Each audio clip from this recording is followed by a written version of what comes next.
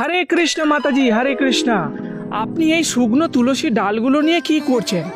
এগুলো তো ফেলে দেওয়া হয়। শুকনো তুলসী গাছ সকলেই ফেলে দেয়, কিন্তু ভক্তরা ফেলে দেয় না, ভক্তরা সেইগুলিকে গুছিয়ে রাখে।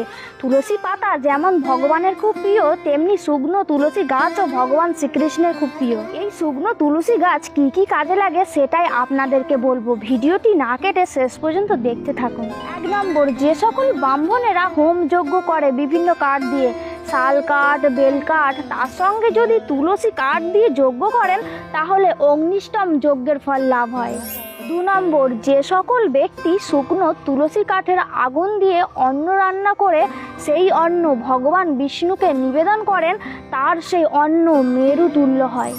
3 নম্বর, এই শুকনো তুলসী ডাল দিয়ে যদি কোনো মৃতদেহকে পোড়ানো হয় তাহলে সেই ব্যক্তি বিষ্ণুলোকে গমন করেন আর এই পৃথিবীতে ফিরে আসতে হয় না তাকে। 4 নম্বর, প্রহ্লাদ সংহিতাতে বলা হয়েছে কেউ যদি শুকনো তুলসী ডালের প্রদীপ বানিয়ে ভগবান শ্রীহরিকে দেখায় তাহলে 1000টা মাটির প্রদীপ দেখালে যে ফল লাভ হয়, একটি শুকনো তুলসী ডালের প্রদীপ দেখালে সেই একই ফল লাভ হয়।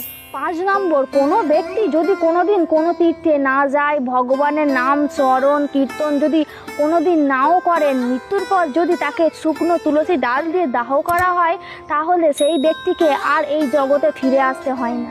আচ্ছা মাতাজি, আমি জানতে চাই, এই যে আপনি দাহ করার বিষয়টা বললেন যে তুলসী ডাল দিয়ে দাহ করতে হবে, যদি অনেক জোগাড় নাও হয়, যদি অল্প কিছু জোগাড় হয় বা এক টুকরো জোগাড় হয়, তাহলে কি চলবে? 7 নম্বরে বলা হচ্ছে যদি কোনো মানুষকে দাহ করার সময় অন্যান্য কাঠের সঙ্গে এক টুকরো শুকনো তুলসী কাঠ দেয়া থাকে তাহলে সেই ব্যক্তি সমস্ত পাপ থেকে মুক্ত হয়। তো আপনারা বুঝতে পারলেন এই শুকনো তুলসী ডাল বা গাছের কত মাহাত্ম্য। যদি ভিডিওটি ভালো লেগে থাকে তাহলে লাইক, কমেন্ট এবং শেয়ার করবেন, আমাদের পাশে থাকবেন। হরে কৃষ্ণ।